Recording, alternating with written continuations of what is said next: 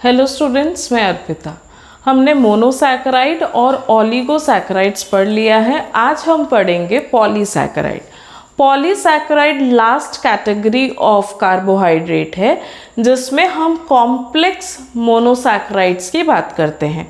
जब पॉलीसैकेराइड मतलब जिसमें 10 से ज़्यादा मोनोसैकेराइड यूनिट जुड़े हुए होंगे और हर एक मोनोसैकेराइड जुड़ा होता है ग्लाइकोसिडिक बॉन्ड से, इसीलिए हम इसको कॉम्प्लेक्स सैकेराइड भी बोल सकते हैं क्योंकि इसमें multiple numbers of monosaccharide unit होते हैं।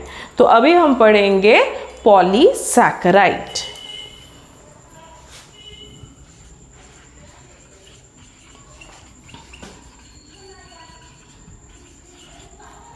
अब पॉलीसैकेराइड को अगर हम क्लासिफाई करते हैं तो पॉलीसैकेराइड दो बेसिस पे क्लासिफिकेशन हो सकता है। पहला बेसिस है कि कितने तरह के मोनोसैकेराइड यूनिट जुड़े हैं और दूसरा है उसका फंक्शन। तो सबसे पहले अगर हम फंक्शन के बेसिस पे क्लासिफिकेशन करेंगे, अगर आप फंक्शन के बेसिस पे करते हैं तो पहला पॉलीसैकेराइड का क्लासिफिकेशन होता है स्टोरेज। तो फर्स्ट हो जाता है स्टोरेज और सेकंड होता है इसका स्ट्रक्चरल फंक्शन कि ये एक स्ट्रक्चर प्रोवाइड करता है। तो पॉलीसैकेराइड आइदर सोर्सेस में एज अ स्टोरेज कंपोनेंट जैसा स्टोर हो जाता है या फिर ये एक स्ट्रक्चर प्रोवाइड करेगा जो कि स्ट्रेंथ दे सकता है, रिजिडिटी दे सकता है, बेसिक सपोर्ट दे सकता है। उस तरह से भी हम पॉलीसैकेराइड को क्लासिफाई कर सकते हैं। अगर हम मोनोसैकेराइड यूनिट के बेसिस पे हम करें तो हमारे पास दो तरह के पॉलीसैकेराइड होते हैं। फर्स्ट हम बोलते हैं होमोपॉलीसैकेराइड, होमोपॉलीसैकेराइड, और दूसरा होता है हेटेरोपॉलीसैकेराइड।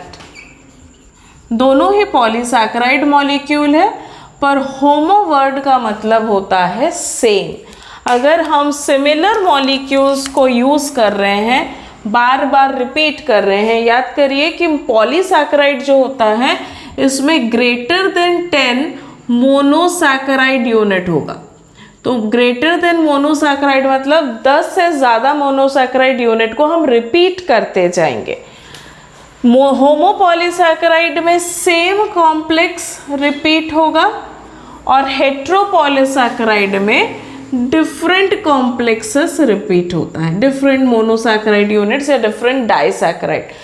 खासियत ये है कि हेटेरोपॉलीसैकेराइड में जब डिफरेंट सब वर्ड यूज़ कर रहे हैं, इसका मतलब ऐसा नहीं है कि 100 मॉलिक्यूल्स है तो 100 अलग अलग तरह के मोनोसैकेराइड होंगे। हम जिन एग्जाम्पल्स को आज डील करेंगे वो सारे पॉलीसैकेराइड डाइसैकेराइड यूनिट के कॉम्प्लेक्सेस है या डाइसैकेराइड के पॉलीमर्स है। तो सबसे पहले हम सिंपल वाला पढ़ लेते हैं जो कि आता है हमारा होमोपॉलीसैकेराइड। होमोपॉलीसैकेराइड में सारे स्ट्रक्चर सेम होंगे। हम पहले एग्जाम्पल्स देख लेते हैं। फर्स्ट एग्जाम्पल हम लेते हैं स्टार्च, सेकेंड एग्जाम्पल हम लेते हैं ग्लाइकोजन, थर्ड एग्जाम्पल है इन्यूलिन, फोर्थ एग्जाम्पल हम ले सकते हैं cellulose,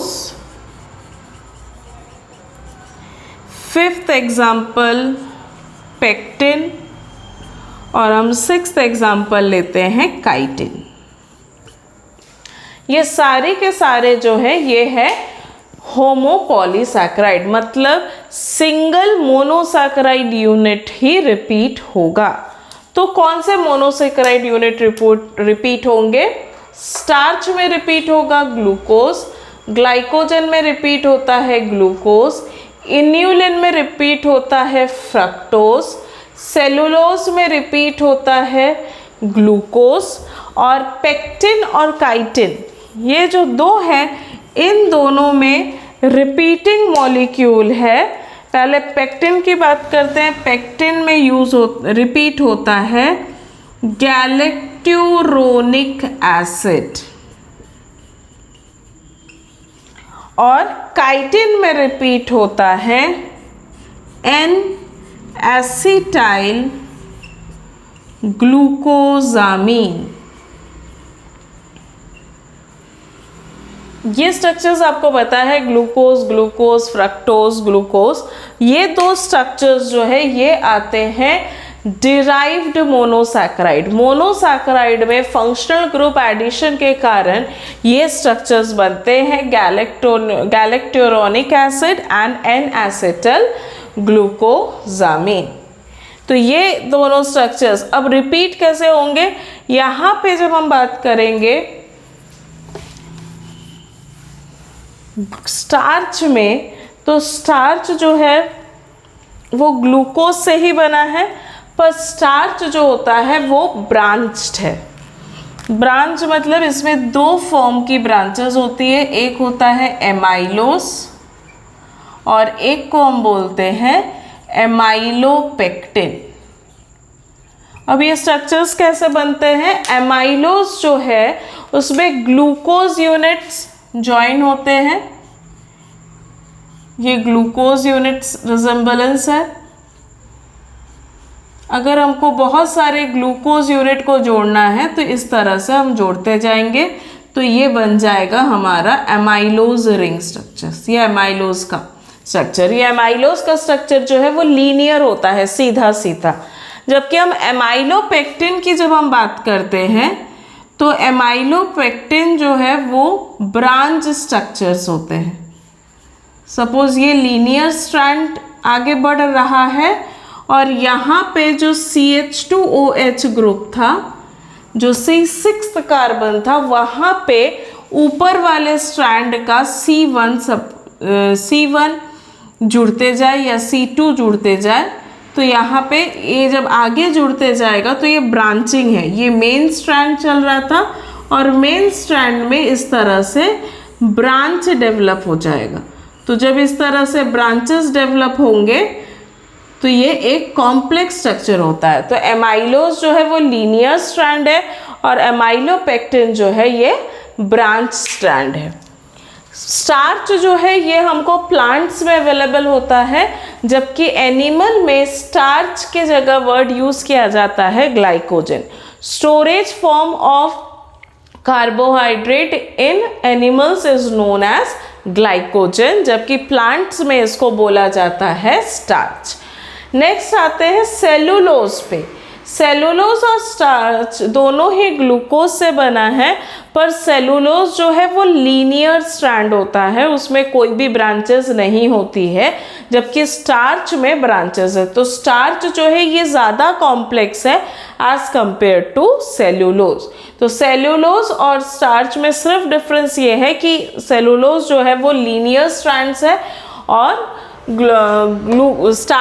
linear strand of glucose है, और स्टार्च जो है ये कॉम्प्लेक्स है, branching as well as linear दोनों मिला हुआ है। इन्यूलिन का अगर स्ट्रक्चर देखेंगे तो इन्यूलिन में फ्रक्टोज ही सिर्फ मॉलिक्यूल है जो बार बार रिपीट होते जाएगा। नेक्स्ट है ये सेलुलोज मैंने बता दिया। पेक्टिन में आता है गैलेक्टोरोनिक एसिड और काइटिन में आता है एन एसिटल ग्लूकोजामीन। अब इसको अगर हम फंक्शंस के बेसिस पे क्लासिफाई करें तो हमारा जो स्टार्टिंग का तीन है स्टार्च, ग्लाइकोजन एंड इन्यूलिन, यहाँ तक ये सारे जो है ये स्टोरेज फंक्शन रखते हैं। और ये जो तीन लास्ट के हैं ये तीनों स्ट्रक्चरल प्रॉपर्टीज़ के लिए रिस्पॉन्सिबल है। तो ये स्ट्रक्चरल प्रॉपर्टीज़ करेंगे और ये ऊपर के तीन जो है वो स्टोरेज का काम करते हैं। मतलब ये तीन जो है ये कार्बोहाइड्रेट प्रोवाइड करते हैं और नीचे के जो तीन है सेलुलोज, पेक्टिन और काइटिन, ये तीनों मॉलिक्यूल स्ट्रक्चर को बेनिफिट देता है। मतलब स्ट्रक्चरल सपोर्ट का काम करता है, उसकी रिजिडिटी मेंटेन करेगा, उसको सपोर्ट को मेंटेन करेगा और उसको प्रोटेक्शन भी देगा। तो ये होता है हमारा होमोपॉलीसैकेराइड। अब आगे हम मूव करते हैं हेटेरोपॉलीसैकेराइड्स पे।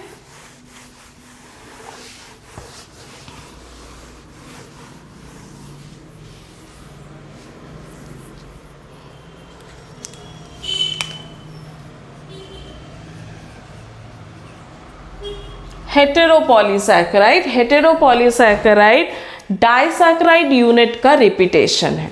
अलग अलग मोनोसैकेराइड यूनिट, 10 तरह के मोनोसैकेराइड यूनिट या 11 तरह के मोनोसैकेराइड यूनिट नहीं ज्वाइन होते हैं। हेटेरोपॉलीसैकेराइड्स में हम जो एग्जांपल्स देखेंगे उन सब में डाइसैकेराइड का यूनिट है जो कि रिपीट होते रहेगा। तो सबसे पहले हमको 2 डाइसैकेराइड्स बनाने होंगे, फर्स्ट ये डाइसैकेराइड और सेकेंड ये डाइसैकेराइड। फर्स्ट और सेकेंड डाइसैकेराइड बॉन्ड से जुड़े हुए होंगे और फिर ये जो कॉम्प्लेक्स स्ट्रक्चर बना है यही नंबर ऑफ टाइम्स रिपीट होते जाएगा। जितने टाइम्स रिपीट होना है वो यही रिपीट होगा, यही डाइसैकेराइड का कॉम्प्लेक्स रिपीट होगा। तो सबसे पहले हम हेटेरोसैकेराइड्स के एग्जांपल्स देख लेते हैं। फर्स्ट एग्जांपल्स हम देखते हैं हाइलुरोनिक एसिड। फर्स्ट क्लासिफिकेशन है हाइलुरोनिक एसिड। सेकेंड लिखते हैं कॉन्ड्रोटिन सल्फेट। थर्ड है हम ले लेते हैं केराटिन सल्फेट।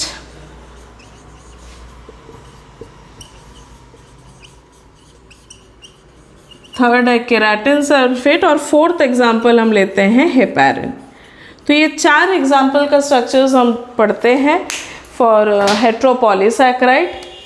हेटेरोपॉलीसैकेराइड का हाइलुरोनिक एसिड बना हुआ होता है आपका ग्लूकोरोनिक एसिड और एन एसिटल ग्लूकोजामिन। ये बना है ग्लूकोरोनिक एसिड और एन एसिटाइल गैलेक्टोजामिन। एन एसिटाइल गैलेक्टोजामिन का शॉर्ट फॉर्म होता है एन, ये एसी है एसिटल के लिए और ये जीएल है गैलेक्टोजामिन के लिए। तो हाइलुरोनिक एसिड बना है ग्लूकोरोनिक एसिड और एन एसिटल गैलेक्टोजामिन से। अब इसकी बॉन्ड देख लेते हैं। ये जो दोनों मॉलिक्यूल है ये आपस में जब ज्वाइन होते हैं ये 1 और 4 मतलब ग्लूकोरोनिक एसिड का फर्स्ट कार्बन एन एसिटल गैलेक्टोजामिन के 4th कार्बन के साथ बॉन्ड बनाता है और ये हो गया एक डाइसैकेराइड यूनिट का कॉम्प्लेक्स।